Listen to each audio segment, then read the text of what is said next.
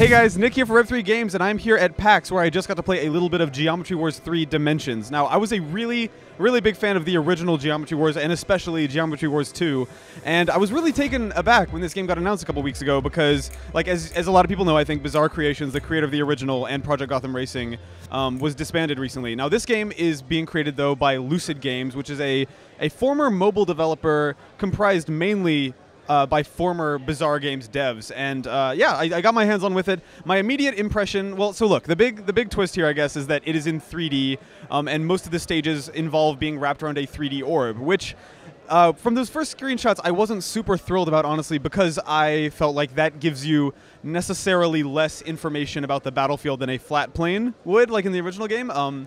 But the way that they combat that is pretty clever. The fields are semi-transparent, and actually anywhere where there are enemies, like around the side of an orb, let's say it's a spherical stage, the level kind of indents, so you can kind of see at a glance in your periphery where the enemies are lined up. They've made a bunch of changes to it. The first big structural change is that it's sort of a campaign adventure mode type thing. So you're sort of weaving your way through this snake-like level progression, and each of the levels is a sort of solo, isolated stage, not unlike what you saw in Geometry Wars 2, but with a progression. So the very first level might be a timing-based one where you have a 2-minute time limit, but then they've also got evolved-style stages where they just go on forever until you run out of lives. They've also told me that there are pacifism stages, like you might remember, all these sort of King of the Hill type things that you remember as mini-games in Geometry Wars 2.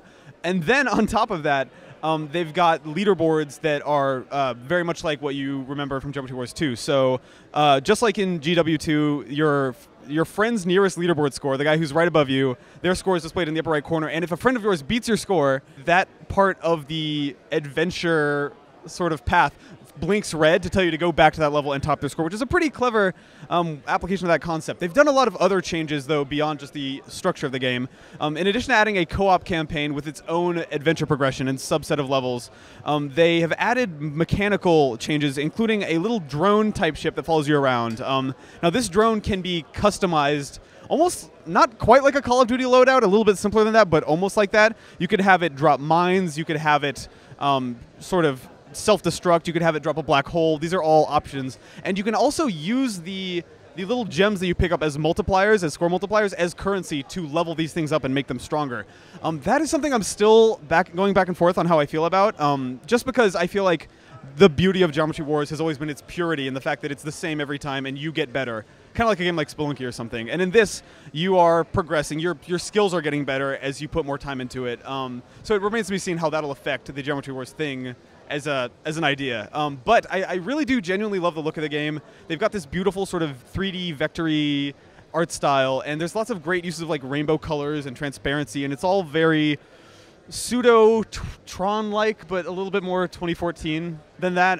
Yeah, I don't know. It's a really interesting take on it, and I genuinely believe that the people creating it are huge fans of the source material and were in some way involved. One thing to note, the creator of the original game, Stephen Cakebread, is not involved in this project. I remember the day that this got announced, I immediately hit him up on Twitter and was like, is this your game? And the answer is no, but of course there were other people besides him, besides the original creator of the franchise, who worked on Geometry Wars 2 who are involved here. So there is some of that legacy being carried through into the future. They haven't announced a date or a price yet. The people I talked to, the producer I spoke to, assured me that it is coming out in 2014 and it will be downloadable. And it's actually coming to a lot more systems. I know it's at least coming to Xbox One and 360, in addition to PC, which is a first for a launch of Geometry Wars, to have all of them on one platform. But yeah, there were, for all my misgivings about the leveling up system and the new 3D arenas, there were definitely moments when playing it when I got that feeling I got from Geometry Wars 2 of just being laser focused and having this really fast, twitchy, arcadey combat, and that's what I love about Geometry Wars. So I'm definitely looking forward to seeing how this turns out and giving it a shot. If you have any questions about my time with GW3, leave them in the comments and I'll come answer them as best I can. But yeah, in the meantime, thanks for watching. We got a lot more PAX coverage to come. One game, though, that I actually didn't see at PAX Prime, but did see at a Gamescom showing earlier, was a game called Until Dawn. This is a game from Sony that is kind of interesting in that it disappeared for a while. If you don't remember, Until Dawn was originally announced like 2 Gamescoms ago as a PS3 game that used motion controls.